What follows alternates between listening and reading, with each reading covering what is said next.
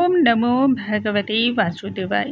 नमस्कार दोस्तों, आज के इस वीडियो में हम जानेंगे साल 2024 में निर्जला एकादशी का व्रत हम सभी कब रखेंगे, पूजा का शुभ मुहूर्त क्या होगा, क्योंकि सही मुहूर्त में की गई पूजा जो है ना सर्वाधिक फलों को देने वाली होती है। इससे अत्यधिक पुण्य की प्राप्ति होती है। इसके साथ ही जानेंगे पूजा की विधियां क्या होंगी, आरंभ कब होगा, इसका अंत कब होगा, पारण का शुभ समय क्या है, दान कब और किन चीज़ों का करना है। जो भक्तगण एकादशी का व्रत नहीं कर पाते हैं उन्हें क्या इस दिन विशेष रूप से करना चाहिए।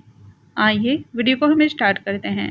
नमस्कार दोस्तों, कैसे हैं आप सभी। उम्मीद करती हूँ आप सभी स्वस्थ होंगे, सुरक्षित होंगे और आप सभी के उत्तम भविष्य की कामना करते हुए आज का ये वीडियो स्टार्ट करती हूँ। दोस्तों, निर्जला एकादशी जिसे कि भीमसेनी एकादशी के नाम से भी जाना जाता है, यह एकमात्र ऐसी एकादशी है जो सभी एकादशियों में सबसे ज़्यादा महत्वपूर्ण मानी जाती है और सबसे ज़्यादा कठिन भी मानी जाती है, क्योंकि अन्य जितनी भी एकादशियाँ होती हैं उसमें जल आप ग्रहण करते हैं और फल भी खाते हैं, परंतु यह एकमात्र ऐसी एकादशी है जिसमें फल का सेवन तो नहीं ही किया जाता है, साथ ही साथ जल भी ग्रहण नहीं किया जाता है। यह बहुत ही कठिन एकादशी मानी जाती है। निर्जला एकादशी को मोक्ष दायिनी एकादशी या फिर भीमसेनी एकादशी, पांडव एकादशी के नाम से भी जाना जाता है। दोस्तों, यह व्रत जो होता है बिना जल ग्रहण किए रखा जाता है और तभी इसका पूर्ण फल भी व्यक्ति को प्राप्त होता है। यह व्रत हर साल ज्येष्ठ मास के शुक्ल पक्ष की एकादशी को किया जाता है। साल 2024 में निर्जला एकादशी का व्रत अब हम जानते हैं कि कब आरंभ होगा। हिंदू पंचांग के अनुसार जेठ माह के शुक्ल पक्ष की एकादशी तिथि की शुरुआत 17 जून को प्रातः काल 4:43 से हो जाएगी। वहीं इसका समापन 18 जून को सुबह 6:24 पर होने वाला है, जो कि हिंदू धर्म शास्त्रों में उदया तिथि का मान सर्वाधिक दिया जाता है, अर्थात सूर्योदय के साथ जो व्रत हमें प्राप्त होते हैं उन्हीं व्रत के बारे में महत्ता बतलाई गई है। इस तरह यदि हम देखते हैं तो 18 जून और दिन मंगलवार हो रहा है, इसी दिन हम सभी व्रत रखेंगे। दोस्तों, निर्जला एकादशी के दिन 3 शुभ योगों का निर्माण एक साथ हो रहा है, जिसकी वजह से यह तिथि और भी ज़्यादा शुभ हो गई है, विशेष हो गई है।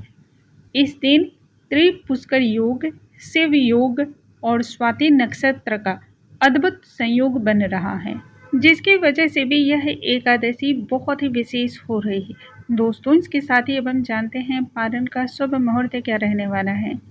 पारण का शुभ समय जो है वह 19 जून दिन बुधवार होगा और जो समय होगा वह सुबह 6:01 से लेकर के 7:30 के बीच का समय है। इसके साथ ही अब हम जान लेते हैं पूजा की विधियाँ क्या होंगी और तब हम जानेंगे इस व्रत में हमें पारण किन चीज़ों से करना चाहिए और जो लोग व्रत नहीं करते हैं उन्हें किस प्रकार से इस दिन क्या क्या करना चाहिए।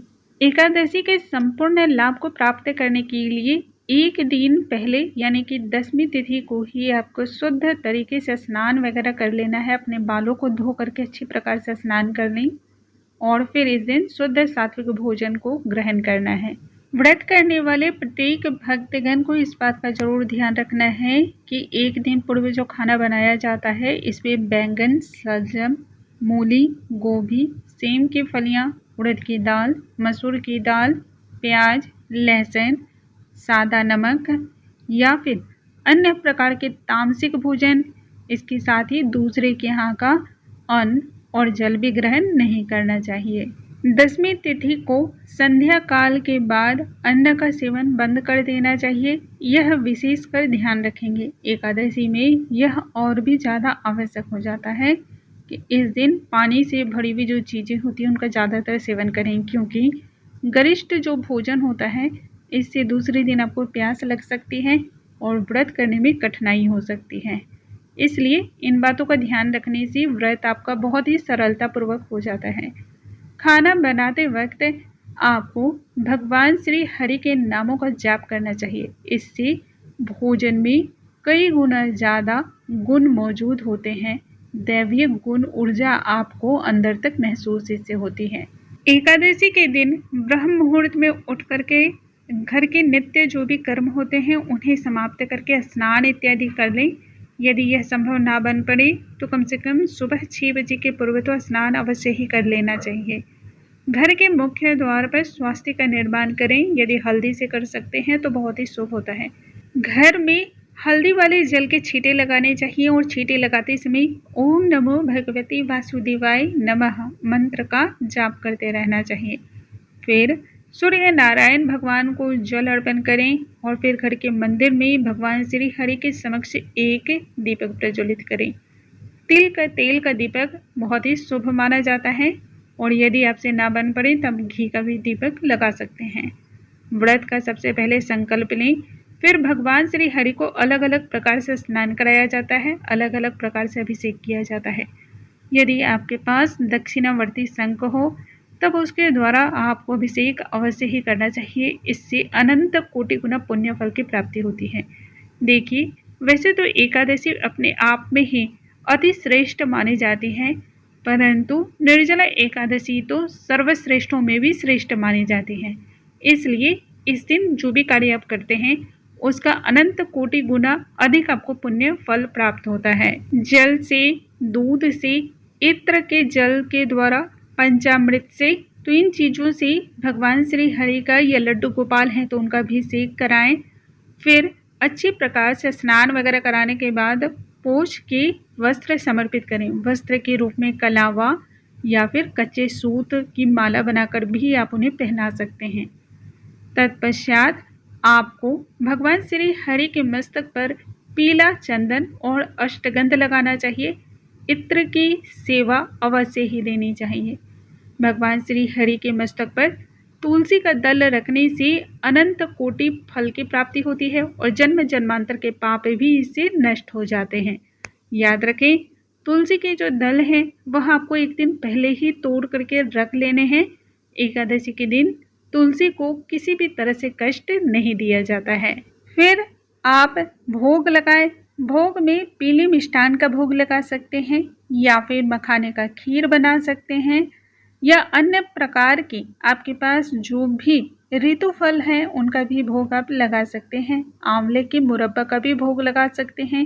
तो जो भी चीज़ आप सरलता से भगवान श्री हरि को भोग लगाएं वह सभी चीज़ें याद रखें। तुलसी दल उसमें अवश्य ही डालें क्योंकि उसके बिना तो कोई भी भोग पूर्ण नहीं मानी जाती है। धूप दीप अर्पण करें। तत्पश्चात भगवान श्री हरि की कथा एकादशी की अवश्य ही सुनी। हाथों में पुष्प लेकर के कथा समाप्ति के बाद इस पुष्प को भगवान श्री हरि के चरणों में छोड़ देना चाहिए। इसके बाद आरती करें और फिर क्षमा याचना करें। दोस्तों, जो भी भक्त इस दिन भगवान विष्णु के सहस्त्र नामों का जाप करते हैं उन्हें इससे मिलने वाले फल अनंत होते हैं। कई गुना ज़्यादा लाभ की प्राप्ति होती है। कहते हैं इस दिन आप जो भी पुण्य कर्म करते हैं वह आपको हजारों गुना अधिक होकर के प्राप्त होती है। इसलिए जितना अधिक हो सके उतना अधिक पुण्यकारी कार्य करना चाहिए। जो भक्तगण व्रत ना करते हो उन्हें भी पूजा की संपूर्ण विधि का पालन करना चाहिए और कम से कम सात्विक भोजन को तो अवश्य ही ग्रहण करना चाहिए। किसी भी प्रकार से तामसिक विचारों का अपने आप में ग्रहण करना अशुद्धता को देता है। इसलिए इस प्रकार से नियम का पालन करें। दूसरे दिन पारण से पूर्व दान करें। जरूरतमंद को अन्न का दान, जल का दान, मीठे शरबत का दान, फलों का दान बहुत ही शुभ होता है और फिर ब्राह्मणों को भी दान देना चाहिए। ऐसा करने से एकादशी पूर्ण फलों को देने वाली होती है। किसी को भी किसी भी प्रकार से आप कष्ट ना पहुंचाएं, ना ही चोट पहुंचाएं। उम्मीद करती हूँ आज का ये वीडियो आप सभी को पसंद आया होगा। वीडियो पसंद आया हो तो इसे फैमिली फ्रेंड्स में शेयर करना बिल्कुल ना भूलें। अगले वीडियो में हम फिर से मिलेंगे नई जानकारी के साथ। तब तक आप सभी स्वस्थ रहें, हंसते रहें, मुस्कुराते रहें। ओम नमो भगवते वासुदेवाय।